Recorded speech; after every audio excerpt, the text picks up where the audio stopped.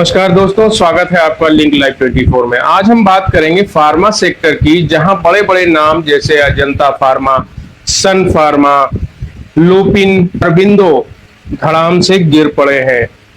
और वजह क्या है? ट्रंप सरकार ने भले ही भारतीय दवाइयों को टैरिफ से छूट दे दी हो, लेकिन इसके बावजूद फार्मा स्टॉक क्यों टूट गए? आइए जानते हैं इसकी पूरी कहानी। बने रहे हमारे साथ।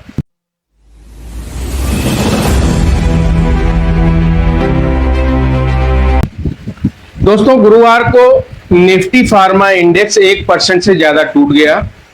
Ajanta pharma, Gland pharma, Lupin, Aurobindo pharma, Sun pharma, Zydus life science, Divis lab और टोरेंट फार्मा जैसे बड़े लूजर्स रहे। ये गिरावट तब आई जब अमेरिका ने भारतीय सामान पर अतिरिक्त 25% टैरिफ लगा दिया, जिससे कुल ड्यूटी अब 50% हो गई। हालांकि फार्मा सेक्टर को इस बढ़ोतरी से छूट मिली है, क्योंकि अमेरिका जानता है कि जेनेटिक मेडिसिन सस्ती हेल्थ केयर के लिए कितनी जरूरी है। तो फिर सवाल उठता है कि जब छूट मिली है तो गिरावट क्यों आई?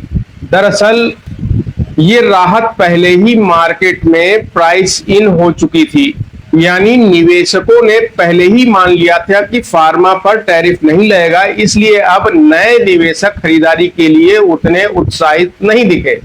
उल्टा डोनाल्ड ट्रंप ने दोबारा बयान दिया कि वो दवाइयों की कीमतें 1400% तक घटाना चाहते हैं। साथ ही उन्होंने फार्मा इंपोर्ट्स पर आगे और टैक्स लगाने की धमकी दी है। ये संकेत ही सेक्टर के लिए भारी साबित हुए हैं। मार्केट एनालिस्ट के मुताबिक असली चिंता सेक्टर की पुरानी बीमारियां हैं। उसमें पुरानी बीमारियां क्या है? यूएस प्राइसिंग प्रेशर, यानी अमेरिका में लगातार प्राइस में कटौती हो रही है। एफडीए का रेगुलेटरी रिस्क, यानी दवाइयों की क्वालिटी पर सख्ती बरती जा रही है। और मार्जिन वोलेटिलिटी, यानी प्रॉफिट मार्जिन में उतार चढ़ाव। चाइना पर डिपेंडेंसी, ज्यादातर रॉ मटेरियल यानी एपीआईएस और केएसएमएस चीन से आते हैं। अगर इनकी लागत बढ़ी तो भारतीय कंपनियों को कमाई का सीधा असर पड़ेगा, उनकी कमाई पर सीधा असर पड़ेगा। फाइनेंशियल ईयर 26 के नतीजों ने भी बाजार को निराश किया है। रेवेन्यू ग्रोथ सिर्फ 8% रही है।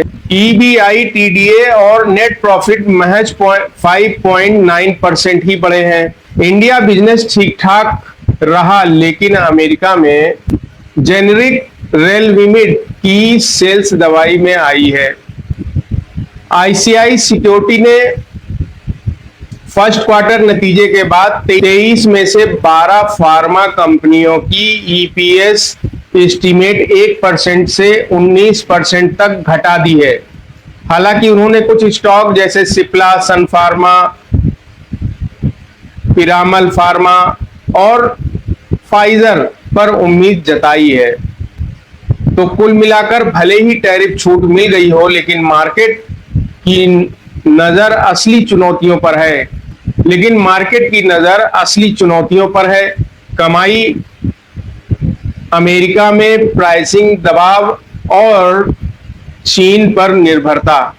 अब बड़ा सवाल है कि क्या आने वाले क्वार्टर्स में फार्मा सेक्टर दोबारा उठ पाएगा या फिर गिरावट लंबी चलेगी?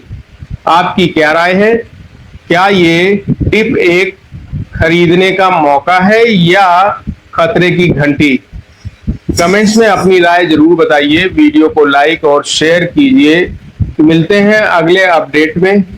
बहुत बहुत धन्यवाद।